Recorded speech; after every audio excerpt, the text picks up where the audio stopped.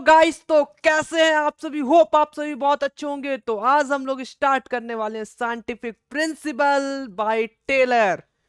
आपके सामने scientific principle developed by F W. Taylor. तो साइंटिफिक प्रिंसिपल मैनेजमेंट जो कि एफ.डब्ल्यू. टेलर के द्वारा डेवलप्ड किया गया था, वो आज हम लोग पढ़ने वाले हैं। तो आपके स्क्रीन पर दिख रहा होगा एफ.डब्ल्यू. टेलर। इनको रेस्पेक्ट से नाम लेना होगा, एफ.डब्ल्यू. टेलर। तो ये हमारे हैं चाचा जी, एफ.डब्ल्यू. टेलर। कौन है? अंकल। ये हमारे हैं चाचा। तो इस चाचा को देख रहे होंगे आप, एफ.डब्ल्यू. टेलर को।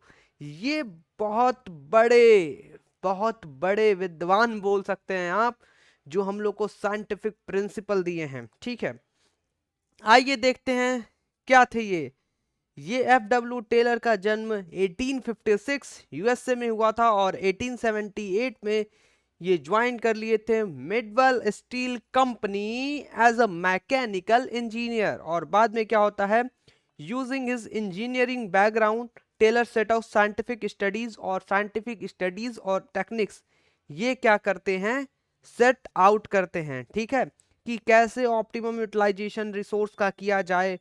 टेलर प्रिंसिपल और टेक्निक जो है वो किस पे बेस्ड है, based on observations and he conducted in factories where methods of production lack planning and working methods are haphazard। मतलब सब मिलाकर ये आप समझ लीजिए कि प्रोडक्शन करते टाइम किस किस चीज का कैसा मेथड ध्यान रखना है, पूरा ये सब फैक्ट्रीज में ये लोग ऑब्जर्वेशन करते हैं, ऑब्जर्वेशन कंडक्ट कराते हैं, ऑब्जर्वेशन करते हैं। तो आइए थोड़ा सा हम लोग आगे बढ़ते हैं। एफ.डब्ल्यू. टेलर फेमस हो गए थे as the father of scientific management. अगर आपसे कोई क्वेश्चन पूछता है कि साइंटिफिक मैनेजमेंट की फादर कौन है, तो आपको बोलना है एफ.डब्ल्यू. टेलर। चलिए, तो बस ज्यादा नहीं, आगे बढ़ते हैं और स्टार्ट करते हैं। साइंटिफिक मैनेजमेंट का मतलब क्या होता है? Scientific management can be defined as application of science for each and every element of management. Management के लिए आप साइंस की तरह साइंस को अप्लाई कर रहे हो, किसमें? मैनेजमेंट को। तो उसको बोलेंगे साइंटिफिक मैनेजमेंट। आप कह रहे हैं सर नहीं आया, समझ में नहीं आया, कोई बात नहीं। In general language it means apply scientific tools को, साइंटिफिक मेथड्स को and trained personnel in order to increase the output. Person को, एम्प्लॉयज को इतने अच्छे से ट्रेंड करो, उनको मेथड सिखाओ, साइंटिफिक मेथड, साइंटिफिक टूल्स, कि वो आउटपुट को बढ़ा सके। उसी को कहते हैं साइंटिफिक मैनेजमेंट। आप कह रहे हैं सर थोड़ा थोड़ा आया, ठीक है। आइए आगे बढ़ते हैं। Scientific management insist on replacement of rule of thumb, rule नहीं रूल होना चाहिए, रूल ऑफ थम।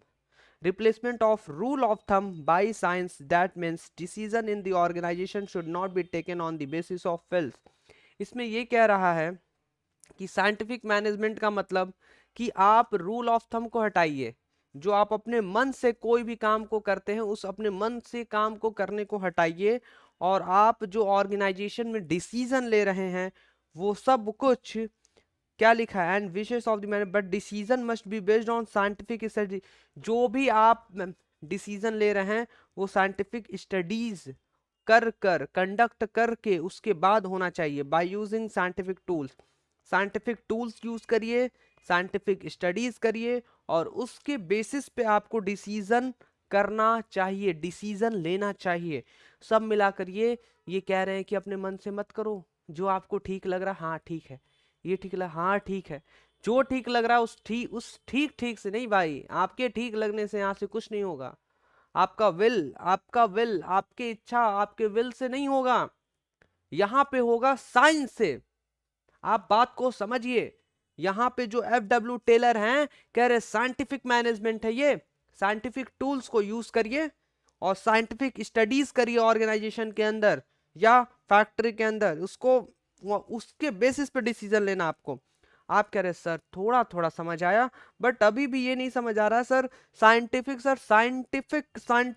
और अच्छे से समझाइए सर। धीरे धीरे देखते हैं होता है क्या, साइंटिफिक का मतलब समझ आ जाएगा आपको, थोड़ा सा और आगे बढ़िए। आप कह रहे हैं सर ये साइंटिफिक टूल्स क्या है, ये समझा दीजिएगा।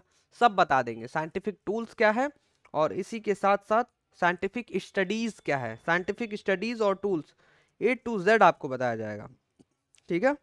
आइए, तो हम लोग स्टार्ट करने वाले साइंटिफिक प्रिंसिपल ऑफ मैनेजमेंट। और एवरीवन, मेरे सारे प्यारे गाइस, आप सभी को मैं बताना चाहता हूं कि ये जो मैनेजमेंट है, मैनेजमेंट के जो साइंटिफिक प्रिंसिपल्स हैं, उस साइंटिफिक प्रिंसिपल्स में आपको देखने को मिलेगा टोटल 4 प्रिंसिपल्स। आप कह रहे sir much better than 14 Fayol principle, sir उसमें 14 फॉयल प्रिंसिपल था और यहाँ पे 4 प्रिंसिपल है। आई एम सो हैप्पी कि 10 प्रिंसिपल कम है। ठीक है, ठीक है, ठीक है। तो साइंटिफिक प्रिंसिपल ऑफ मैनेजमेंट में आपको 4 प्रिंसिपल्स मिलेंगे और पहले प्रिंसिपल का नाम है science not rule of thumb, और दूसरे का नाम भी देख ही लेते हैं। दूसरे का नाम है हार्मनी नॉट डिस्कॉर्ड, और तीसरे का नाम क्या है, कोऑपरेशन नॉट इंडिविजुअलिज्म, और फोर्थ में क्या लिखा है, development of workers to their greatest efficiency and prosperity. ये 4 है आपका, समझ आया। और जैसा कि मैं आपको बोला था, साइंटिफिक टेक्निक का मतलब क्या होता है आपको मैं आगे बताऊंगा। ये साइंटिफिक टेक्निक यहाँ पे दिया गया है, ठीक है। तो हम लोग ये साइंटिफिक टेक्निक पढ़ेंगे, बट उससे पहले हम लोग खत्म करने जा रहे हैं साइंटिफिक मैनेजमेंट, जो कि टोटल नंबर ऑफ ओनली 4। तो गाइस, कैसे हैं आप सभी, होप आप सभी बहुत बहुत बहुत अच्छे होंगे। तो आइए, फुल ऑफ एनर्जी के साथ we are going to study scientific principles of management. तो 4 प्रिंसिपल्स पढ़ने के लिए आप तैयार हो जाइए, फुल ऑफ एनर्जी। अपने माइंड के दरवाजे को खोल लीजिए, हाथ में पेंसिल या पेन ले लीजिए और स्टार्ट हो जाइए कॉपी में लिखने के लिए और याद करने के लिए और पढ़ने के लिए और समझने के लिए scientific principles of management. So what is first one, पहला है science not rule of thumb. तो हम लोग समझते हैं कि नॉट रूल ऑफ थंब का मतलब रूल ऑफ थंब का मतलब क्या होता है, ये समझते हैं, ठीक है।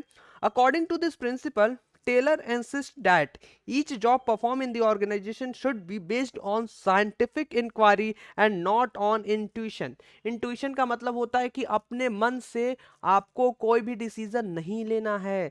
सब कुछ डिसीजन किसके बेसिस पे होना चाहिए, साइंटिफिक इंक्वायरी के बेसिस पे होना चाहिए। Experience and hit and miss method कह रहा है ना, आप अपने मन से लीजिए ना आप अपने एक्सपीरियंस से लीजिए, और जो भी आपको मन करा हिट एंड मिस मेथड, कोई भी मेथड मत लगा दीजिए। He says that there must be thinking before doing. वो ये कह रहे हैं F.W. टेलर कि आपको कोई काम करने से पहले आपको सोचना होगा, which is not in the case of rule of thumb. Rule of thumb में जो कि ऐसा नहीं होता।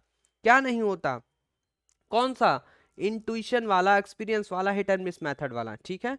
वो ये कह रहे हैं कि रूल ऑफ थंब में एक्सपीरियंस के बेसिस पे, हिट एंड मिस के मेथड के बेसिस पे और इंट्यूशन के बेसिस पे काम नहीं होता। इसमें हम लोग को करने से पहले सोचना पड़ता है। Rule of thumb means dictatorship of manager.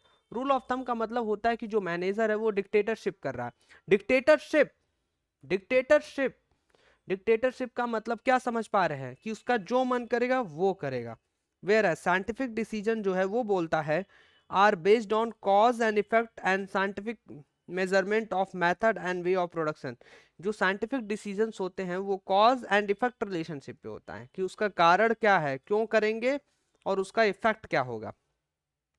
उसमें हम लोग प्रोडक्शन के तरीके निकालते हैं, मेथड निकालते हैं, मेजरमेंट करते हैं, साइंटिफिक मेजरमेंट होता है, ठीक है। हम लोग आगे बढ़ते हैं। तो आगे लिखा हुआ है Taylor insist on introduction of scientific inquiry into the domain of management practices. Taylor believed that there is only one best method to maximize efficiency. This method can be developed through work study and analysis. Work study करना पड़ेगा। आप कह रहे sir what is mean by work study, वो आगे बताया जाएगा। The method so developed should be substitute of rule of thumb. सब मिलाकर वर्क स्टडी करिए, साइंटिफिक इंक्वायरी करिए, और उस साइंटिफिक इंक्वायरी के हिसाब से आपको डिसीजंस लेने होंगे और काम करने होंगे, ठीक है। सेकेंड में लिखा है हार्मनी नॉट डिस्कॉर्ड।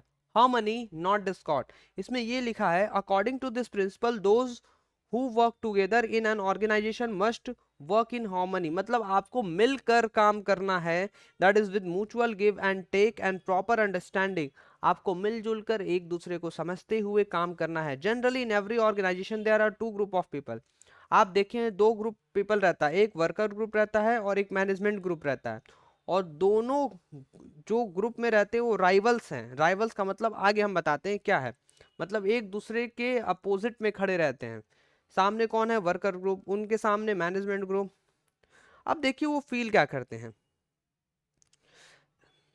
कह रहा है workers always feel that they are underpaid, worker feel करते हैं कि हमको कम पैसा मिलता है, and are overburden with work, और काम ज्यादा करना पड़ता है।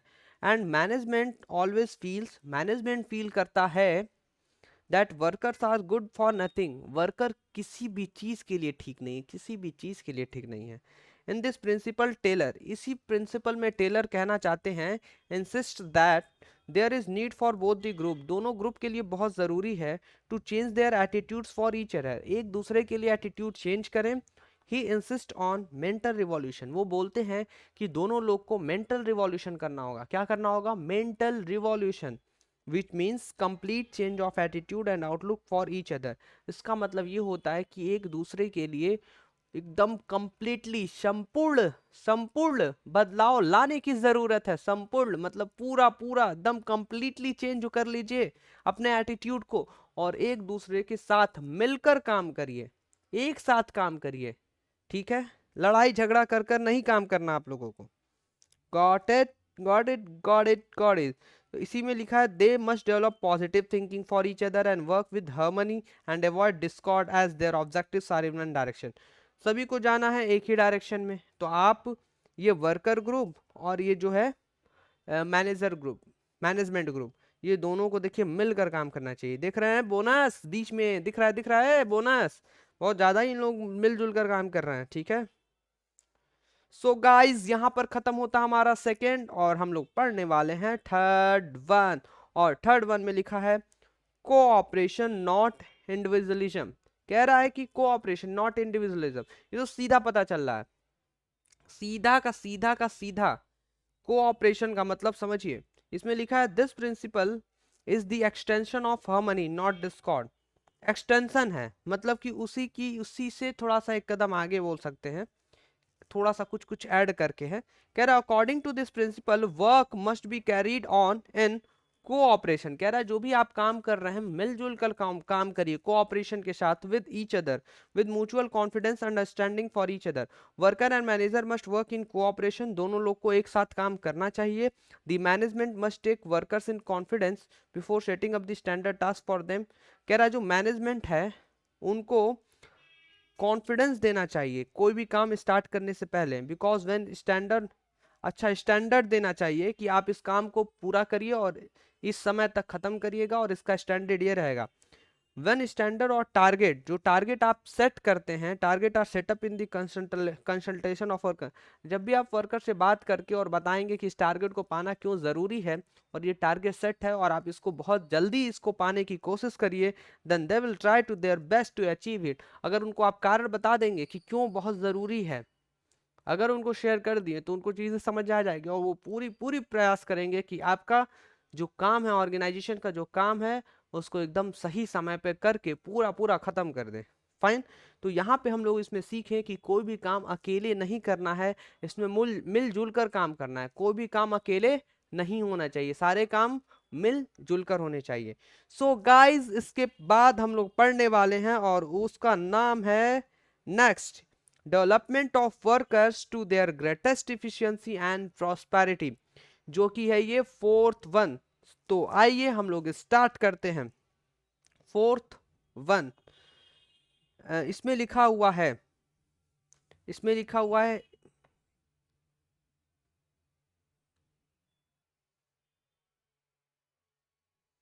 Industrial efficiency depends upon the efficiency of workers. देखिए जो भी इंडस्ट्री होती है, इंडस्ट्री की इफिशियंसी किस पे डिपेंड है, कि भाई वर्कर कैसा काम कर रहे हैं, वर्कर की इफिशियंसी पे डिपेंड है। Fine. Workers efficiency depends upon proper training and their selection, और जो वर्कर की इफिशियंसी है वो किस पे डिपेंड है, कि आप उनको प्रॉपर ट्रेनिंग दिला रहे हो और उनका सिलेक्शन कैसे कर रहे हो। जब सिलेक्शन आप कर रहे थे तो उस समय अच्छे से सिलेक्शन किए हो कि नहीं, और उस उनको सिलेक्शन करने के बाद आप ट्रेनिंग दिए हो कि नहीं। मतलब 1 मिनट के लिए ये मान लीजिए कि जब आप सिलेक्शन कर रहे हो तो उस समय अगर अच्छे से सिलेक्शन कर रखे हो तो मतलब एम्प्लॉयज़ अच्छे हैं, उनकी इफिशियंसी अच्छी है, और एम्प्लॉय की इफिशियंसी अगर अच्छी है तो इंडस्ट्री की इफिशियंसी अच्छी है। भले आप ट्रेनिंग मत कराओ एक अलग बात है, बट सिलेक्शन बहुत इंपॉर्टेंट प्रोसेस है। तो जब आप सिलेक्शन कर रहे हो एम्प्लॉयज़ की, तो अगर अच्छे से आप सिलेक्शन कर रखे हो तो इसका मतलब ये कि एम्प्लॉयज़ की इफिशियंसी अधिक है, और एम्प्लॉयज़ की इफिशियंसी अगर अधिक है तो इंडस्ट्री की भी इफिशियंसी अधिक है, अच्छी होगी। तो उसके बाद हम इसमें ऐड करना चाहते हैं ट्रेनिंग, कि भाई ट्रेनिंग आपको कराना है, तो वो ट्रेनिंग अगर आप अच्छे से करा देते हो एम्प्लॉयज़ को, तो एम्प्लॉयज़ की इफिशियंसी अगर अच्छी होगी तो उसी के साथ साथ इंडस्ट्री की भी इफिशियंसी अच्छी होगी। बिकॉज कि इंडस्ट्री की इफिशियंसी डिपेंड करती है एम्प्लॉय की इफिशियंसी पे, और एम्प्लॉय की इफिशियंसी डिपेंड करती है कि आप उनको ट्रेनिंग दिलाए हो कि नहीं दिलाए हो। दिलाए हो तो कैसा ट्रेनिंग दिलाए हो, कैसा ट्रेनिंग आप उनको दिए हो, और सिलेक्शन कैसे किए हो आप। भले ट्रेनिंग मत दो ठीक है, बट आप सिलेक्शन अच्छे से किए हो तो अच्छे एम्प्लॉयज और अच्छी इफिशियंसी के साथ आपको मिले होंगे, और अच्छे से नहीं किए हो तो नहीं मिले होंगे। Taylor insisted due care should taken with while selecting the employees. Taylor कह रहे हैं कि जब आप सिलेक्शन प्रोसेस करते हो तो जब भी आप एम्प्लॉयज को सेलेक्ट कर रहे हो तो थोड़ा सा ध्यान से करो आप। And after selecting they must be given job, और जब आप सेलेक्ट कर लिए तो उसी के हिसाब से आप उनको जॉब दे दो, अकॉर्डिंग टू देयर क्वालिफिकेशन, भाई उनकी जो क्वालिफिकेशन है उसके हिसाब से। Employees must be sent for training from time to update their knowledge. उनको आप समय के साथ साथ आप ट्रेनिंग पे भेजते रहिए कि समय समय का जो एक अपडेट है उनका नॉलेज है, उनको पूरा नॉलेज अपडेट होते रहें। This will ensure greatest efficiency. अगर आप ऐसा करते हो तो ज़्यादा से ज़्यादा एफिशिएंसी और प्रॉस्पेरिटी दोनों के लिए मिलेगा, कंपनी के लिए भी और वर्कर के लिए भी होगा। तो सब मिलाकर ये development of workers, worker worker का डेवलपमेंट करना था, वर्कर का डेवलपमेंट करना था टू देयर ग्रेटेस्ट इफिशियंसी। उनकी जितनी भी अधिक इफिशियंसी है, अधिक से अधिक इफिशियंसी के लिए उनको डेवलपमेंट करना है, उनका ग्रेटेस्ट इफिशियंसी निकल सके, एंड प्रॉस्पेरिटी। फाइन। तो ये भी लगभग हम लोग बहुत अच्छे से पढ़े हैं, बहुत अच्छे से। तो यहाँ पे हम लोगों का 1 to 4 खत्म होता है। क्या? Scientific principles of management, scientific principles of management. So guys हम लोग अब आगे बढ़ते हैं, ठीक है। और आप सभी को हम बताना चाहते हैं कि 14 फॉयल जो हम लोग पढ़े थे उसके केस स्टडी को हम लोग वो केस स्टडी एक ही साथ करेंगे, और उसी के साथ साथ ये सारे भी केस स्टडी हम लोग एक ही साथ करेंगे। तो आप लेक्चर को इसी तरह आगे देखते रहिए, और मैं आपको बता दूं कि जो भी केस स्टडी का एक लेक्चर बनाएंगे, एक ही साथ केस स्टडी सारे केस स्टडी को कराएंगे, और उस केस स्टडी के लिंक को मैं नीचे डिस्क्रिप्शन में दे दूंगा। तो आप लोग 14 फॉयल प्रिंसिपल के केस स्टडी और साइंटिफिक प्रिंसिपल्स ऑफ मैनेजमेंट के केस स्टडी, दोनों के केस स्टडी के लिए नीचे डिस्क्रिप्शन में चेक कर लीजिए, वहां मैं लिंक दिया हुआ हूँ या दे दूंगा, मतलब वहां रहेगा डिस्क्रिप्शन में लिंक मैं दे दूंगा। Fine. So guys case study will be cover in another video, and we are going to start here scientific techniques of Taylor. What we are going to start? We are going to start scientific techniques of Taylor. और यहाँ पे पहला क्या है? Functional foremanship. आप लोगों का question है sir what is functional foremanship, ठीक है। कह रहा in this technique Taylor suggested the division of factory in 2 department. Taylor कह रहे हैं कि जो आपकी फैक्ट्री आप उसको 2 डिपार्टमेंट में क्या कर दीजिए, डिवाइड कर दीजिए। एक कर दीजिए प्लानिंग डिपार्टमेंट और दूसरा कर दीजिए प्रोडक्शन डिपार्टमेंट, ठीक है। ये देखिए planning department and production department. As Taylor feel that, Taylor feel करते हैं कि workers must be free from burden of planning. जो वर्कर्स होते हैं वो प्लानिंग करने से एकदम फ्री रहें, they must concentrate on work and production, जो वर्कर होते हैं उनको काम पर और प्रोडक्शन पर ध्यान देना चाहिए। To develop specialisation in the productivity, Taylor suggested under each department there must be 4 functional expert. वो ये कह रहे हैं कि 4 फंक्शनल एक्सपर्ट को रखना चाहिए। किसमें किसमें रखना चाहिए? यही जो आपका ये प्रोडक्शन डिपार्टमेंट है वो, मतलब प्रोडक्शन में भी 4 और उसी के साथ साथ प्लानिंग डिपार्टमेंट में भी 4, मतलब प्लानिंग डिपार्टमेंट में 4 एक्सपर्ट हो और प्रोडक्शन डिपार्टमेंट में 4 एक्सपर्ट हो, मतलब 4 फंक्शनल एक्सपर्ट हो। क्यों? क्योंकि वो सुपरवाइज करेंगे, ऊपर से देखेंगे और गाइड करेंगे, इंस्ट्रक्शन देंगे सारे वर्कर्स को। ठीक है। As one foreman can not be expert in every aspect of work. अब एक जो फॉरमैन है वो एक लाइन में तो एक्सपर्ट नहीं हो सकता, सॉरी सारे सभी चीज़ों में तो एक्सपर्ट नहीं हो सकता, बस एक ही चीज़ में एक्सपर्ट हो सकता है। So Taylor stress on minimum 8 specialist और फंक्शनल एक्सपर्ट, मतलब 4, वो सॉरी 8 स्पेशलिस्ट बोलिए या 8 फंक्शनल एक्सपर्ट बोलिए, to supervise and give order to worker. ये कह रहे हैं कम से कम 8 स्पेशलिस्ट होने चाहिए कि वो वर्कर्स को ऑर्डर दे सके और उसी के साथ साथ ऊपर से सुपरवाइज कर सके, मतलब उनको उनको देख सके, देख रेख कर सके। ठीक है। Each boss will be specialised in one aspect of work, एक जो बॉस रहेगा वो किसमें, एक लाइन में, एक काम में वो स्पेशलिस्ट होने चाहिए। While observing and instructing the worker, और उसको ऑब्जर्व करना है और इंस्ट्रक्शन देना है वर्कर को। There will be definitely specialisation, और जरूर ही ऐसा अगर होता है तो सभी के पास स्पेशलिस्ट सब लोग हो जाएंगे और स्पेशलाइजेशन आएगा। So this technique is the extension of principle of division of labour, ये डिवीजन ऑफ लेबर का एक्सटेंशन है।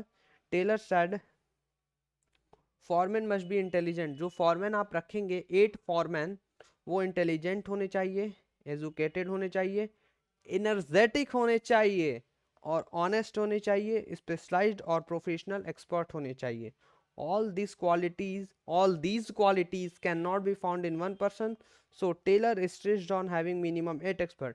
भाई सभी तो एक में नहीं आ जाएगा, मतलब भाई उतने सारे चीजों में एक दो किसी में आएगा, दो किसी में, दो किसी में, तो भाई चाहिए तो सब, पर अब एक ही लोग के पास नहीं होगा, तो आप लगभग 8 एक्सपर्ट रखिए, 4 अंडर ईच डिपार्टमेंट, मतलब 4 प्लानिंग डिपार्टमेंट में और 4 प्रोडक्शन डिपार्टमेंट में। To order and guide the worker, कि वर्कर्स को गाइड कर सके और वर्कर को ऑर्डर दे सके। तो फंक्शनल फॉरमैनशिप में हम लोग ने सीखा कि टेलर कहते हैं कि आप 2 डिपार्टमेंट बना दिए, प्लानिंग डिपार्टमेंट और प्रोडक्शन डिपार्टमेंट। ठीक है। और प्लानिंग डिपार्टमेंट में 4 एक्सपर्ट, प्रोडक्शन डिपार्टमेंट में 4 एक्सपर्ट। आप कह रहे हैं सर ये जो प्लानिंग डिपार्टमेंट है, प्लानिंग डिपार्टमेंट में 4 जो एक्सपर्ट होने चाहिए, वो एक्सपर्ट के कुछ नाम भी होंगे क्या, बता दीजिए। तो देखिए जो प्लानिंग डिपार्टमेंट है, उस प्लानिंग डिपार्टमेंट में पहला होगा रूट क्लर्क। आप कह रहे हैं sir root clerk, root clerk का काम क्या है? ठीक है, देख लेते हैं। This foreman is responsible to fix up the sequence of step for performing mechanical और मैनुअल जॉब। जो भी मैनुअल जॉब है या मैकेनिकल जॉब है, उस मैकेनिकल और मैनुअल जॉब को कैसे परफॉर्म करने हैं, उसको परफॉर्म करने के लिए किस किस स्टेप्स की ज़रूरत पड़ेगी, वो स्टेप के सीक्वेंस को फिक्स अप करने का जो रिस्पॉन्सिबिलिटी है वो रूट क्लर्क के पास होता है। मतलब सब मिलाकर ये रूट क्लर्क की रिस्पॉन्सिबिलिटी ये है कि आप सीक्वेंस को फिक्स करो कि मैनुअल जॉब को कैसे किया जाएगा या मैकेनिकल जॉब को कैसे परफॉर्म किया जाएगा। ठीक है, फाइन। आप लोगों को जो भी बताया गया था, आइए थोड़ा सा आप लोग, ये क्या, how it is possible, I am little bit little bit sorry, extremely sorry. हम सॉरी सॉरी सॉरी, कोई बात नहीं, कोई बात नहीं। देखिए यहाँ पे अभी हमको देखने को मिला कि ये स्टक हो गया था, बट नो इशू, आप अपने बुक को यूज़ कर सकते हैं। और ये जो स्क्रीन का इशू है मैं इसको अभी ठीक कर देता हूँ। ठीक है, हमें नहीं पता है, मुझे नहीं पता था। ओहो, this is really bad, I am so sorry for this has been stuck. No issue. I'm trying my best.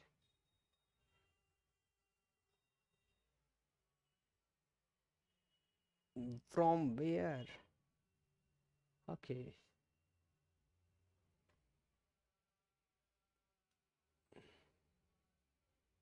थोड़ा सा स्टक हो गया है, प्लीज आप लोग घबराइए मत, प्लीज प्लीज प्लीज।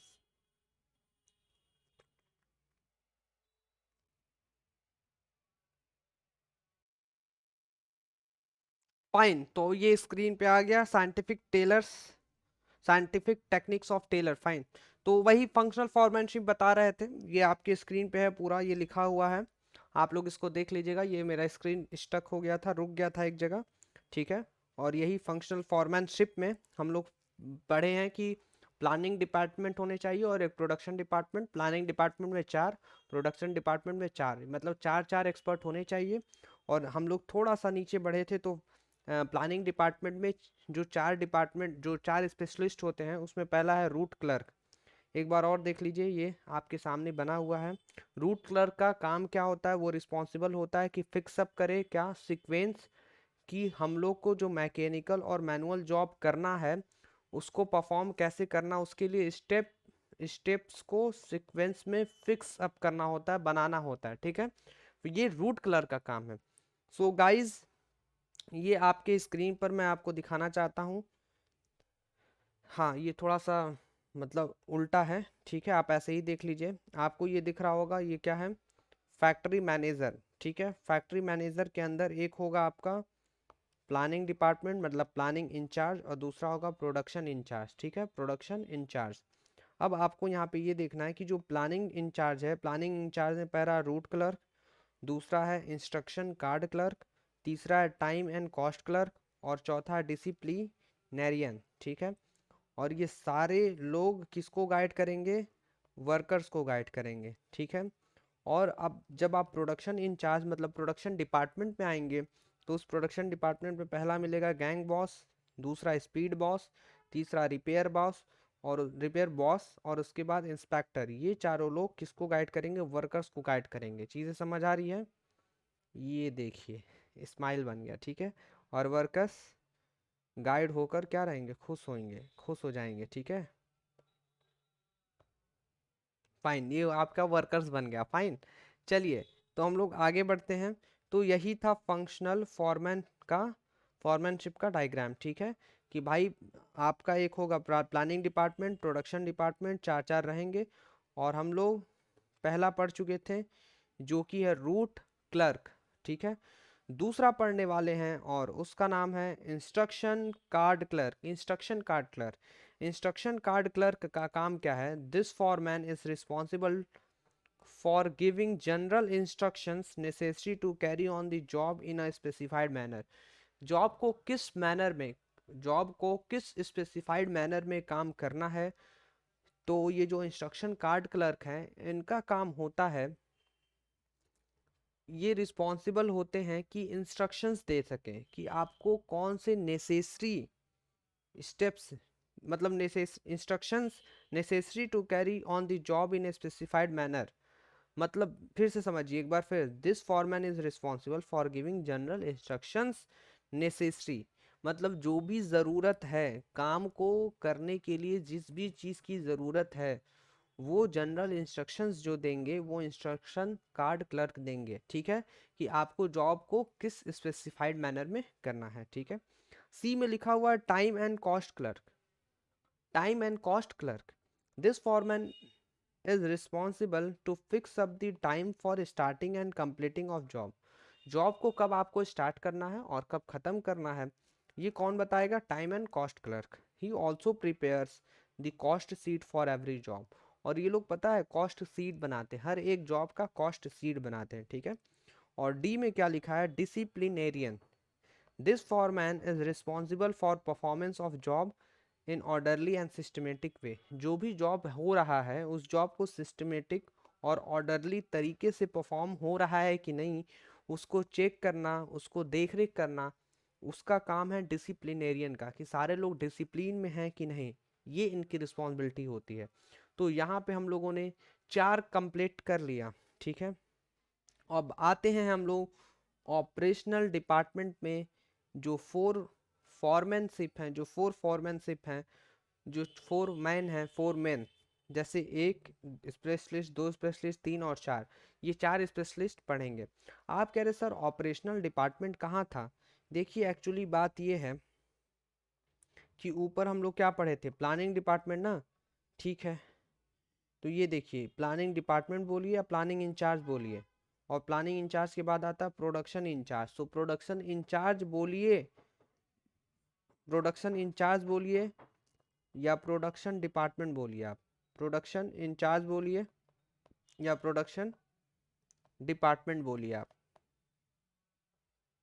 तो प्रोडक्शन डिपार्टमेंट को आप क्या बोल सकते हैं, operational department, got it, operational department. तो प्रोडक्शन डिपार्टमेंट या ऑपरेशनल डिपार्टमेंट के 4 फोरमैन हम लोग पढ़ने वाले हैं। पहला लिखा है गैंग बॉस, क्या लिखा है, gang boss. He arranges all the machines, tools and other resources required for the performance of the job so that there is no delay। किस काम को करने में कोई भी डिले, लेट ना हो, उसके लिए जिस जिस भी रिसोर्स की ज़रूरत होती है, टूल्स की ज़रूरत होती है, मशीन की ज़रूरत होती है, सब कुछ अरेंज करते हैं कौन, गैंग बॉस, ठीक है। स्पीड बॉस देखते हैं, this foreman assures timely completion of job. ये जो होते हैं स्पीड बॉस, ये देखते हैं कि समय पे काम को पूरा हो रहा है कि नहीं, या नहीं हो रहा तो समय पे काम को ये पूरा कराते हैं, ये स्पीड चेक करते रहते हैं और बताते रहते हैं। Repair boss, this boss insures that machines and tools are kept in working condition. ये लोग मशीन को चेक करते हैं कि ये वर्किंग कंडीशन में है या नहीं है, ठीक है। और डी में लिखा हुआ inspector, this boss keeps a check on quality control of the output. ये आउटपुट के क्वालिटी कंट्रोल पे ध्यान देते हैं। क्लियर है? आप कह रहे हैं यस सर क्लियर है। सो गाइज आप लोग अभी स्टार्ट क्या किए थे, हम लोग scientific technique of Taylor, scientific technique of Taylor हम लोग स्टार्ट किए थे, और इसमें हम लोग फर्स्ट पॉइंट पूरा खत्म कर चुके हैं, जो कि था फंक्शनल फॉरमैन। क्या था हम लोग का, ये देखिए फंक्शनल फॉरमैन। हम लोग को कितना पढ़ना था, हम लोगों को पढ़ना था, इसमें कहीं लिखा नहीं था, नहीं लिखा है, कोई बात नहीं।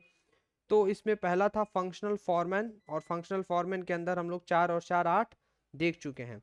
अब दूसरा है कि standardisation and simplification of work, इसको अभी जस्ट हम लोग समझेंगे। और सेकेंड के बाद है वर्क स्टडी। वर्क स्टडी थोड़ा सा लॉन्ग है, हम लोग इसको कवर करेंगे नेक्स्ट लेक्चर में, वर्क स्टडी को नेक्स्ट लेक्चर में हम लोग कवर अप करेंगे, ठीक है। वर्क स्टडी के अंदर आता है फैटीग स्टडी, बहुत अच्छी चीज़ है। उसके बाद आता है मेथड स्टडी, ये और अच्छी चीज़ है। उसके बाद आता है टाइम स्टडी, बहुत अच्छी चीज़ है। और टाइम स्टडी के बाद आता है मोशन स्टडी, ये भी बहुत अच्छी चीज़ है। और मोशन स्टडी मतलब ख़त्म मोशन स्टडी तक। फिर नेक्स्ट हो गया आपका डिफरेंशियल पीस वेज सिस्टम, इसको भी हम लोग समझेंगे, ठीक है। और लास्ट है आपका मेंटल रिवॉल्यूशन, बहुत अच्छी चीज़ है। और इसी के बाद आपका चैप्टर कंप्लीट हो जाएगा। तो यहाँ पे डिफरेंस बिटवीन कुछ दिया हुआ है, और तुरंत आ गया क्विक रिवीजन, और चैप्टर खत्म हो जाएगा। So guys I want to inform you, next lecture में आपका ये चैप्टर सेकेंड खत्म हो जाएगा। एंड इन दिस लेक्चर बस हम लोग ये पढ़ेंगे, और है वो second one, standardisation and simplification of work. तो इसमें लिखा हुआ है scientific management always emphasises on maintaining standards relating to every step of business operation. कह रहा है कि जो साइंटिफिक मैनेजमेंट होता है वो ध्यान देता है, हमेशा ध्यान देता है कि हम मतलब वो मतलब साइंटिफिक मैनेजमेंट हमेशा ध्यान देता है कि क्या ऑर्गेनाइजेशन के अंदर स्टैंडर्ड को मेंटेन किया गया है कि नहीं। बिजनेस ऑपरेशन जब किया जाता है, बिजनेस में जब प्रोडक्शन किया जाता है, तो हर एक स्टेप पे देखा जाता है कि स्टैंडर्ड जो है, एक स्टैंडर्ड जो होता है वो स्टैंडर्ड मेंटेन है कि नहीं है। वो स्टैंडर्ड को हमेशा ध्यान देते हैं कौन, मैनेजमेंट, ठीक है। Standardisation of output is possible if standard is maintained right from selection of tools. कह रहा है कि अगर आप आउटपुट को अच्छे स्टैंडर्ड में निकालना चाहते हैं, अगर आप चाहते हैं कि जो आउटपुट है उसका एक अच्छा स्टैंडर्ड हो, तो उसके लिए आपको क्या करना होगा, स्टार्टिंग से जो आप टूल्स यूज़ कर रहे हैं उसका स्टैंडर्ड, इक्विपमेंट का स्टैंडर्ड, मशीन का स्टैंडर्ड जो आप यूज़ करने वाले हैं, सबका ध्यान देना होगा, सबको। Maximise the output by keeping in mind the quality standard. और इसी के साथ साथ आपको क्वालिटी स्टैंडर्ड पे भी सब स्टार्टिंग से ही ध्यान देना होगा। Standardisation does not mean only quality standard. अगर हम बोल रहे हैं कि स्टैंडर्डाइजेशन, तो ये मत सोचिए कि क्वालिटी स्टैंडर्ड में खाली सिर्फ क्वालिटी की बात नहीं, but it refers to setting up standard for size, type, weight, measurement, measures and quality of product. Standard का मतलब होता है कि जो एक साइज है उस वो किस साइज का है, उसकी क्या स्टैंडर्ड है, टाइप किस टाइप का है, और उसकी वेट क्या है, वेट का भी एक स्टैंडर्ड, मेजर्स, ठीक है, और लास्ट में क्या है, क्वालिटी ऑफ प्रोडक्ट। इसमें हम एग्जांपल लेने वाले हैं पार्ले जी बिस्किट का। क्यों? क्योंकि बहुत बेस्ट लगता है, इसको पढ़ने के बाद वही याद ही आता है, पार्ले जी बिस्किट।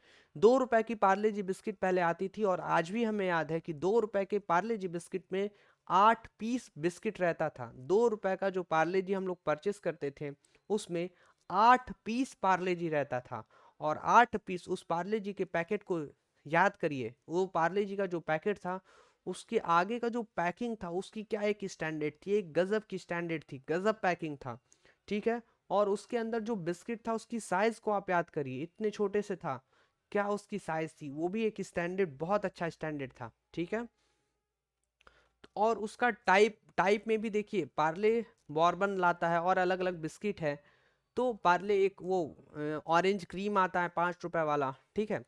तो अलग अलग टाइप भी है बिस्किट्स में, अगर बात की जाए तो अलग अलग सबका स्टैंडर्ड है, तो टाइप में भी स्टैंडर्ड, साइज में भी स्टैंडर्ड, वेट भी अलग है भाई। 2 रुपए वाला अलग वेट, 5 रुपए वाला बिस्किट अलग वेट, 10 रुपए वाला बिस्किट अलग वेट, ठीक है।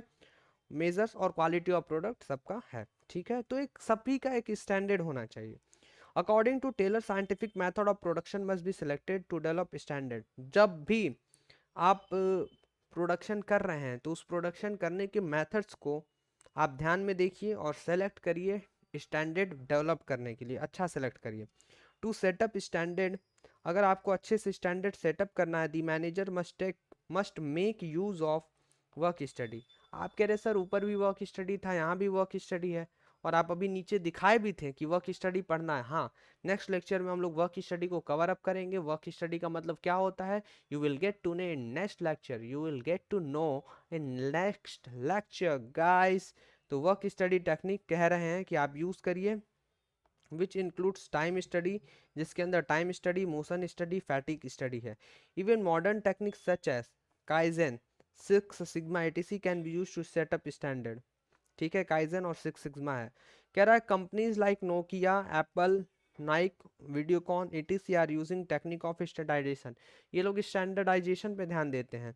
नाइक हो गया, एप्पल हो गया, नोकिया होगा, वीडियोकॉन हो गया, ये सब लोग स्टैंडर्ड प्रोडक्ट प्रोड्यूस करते हैं, ठीक है।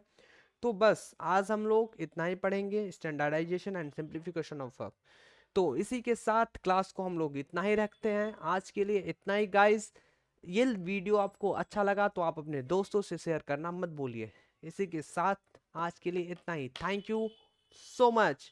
और अगर आपको मेरे लिए थोड़ा सा प्यार दिखाना है तो इस वीडियो को बहुत सारे बच्चों के बीच में ले जाइए, बहुत सारे बच्चों में शेयर करिए, बहुत सारे स्टूडेंट जो क्लास 12th में उनको शेयर करिए, ज़्यादा से ज़्यादा शेयर करिए, ज़्यादा से ज़्यादा बच्चों के पास पहुंचाइए।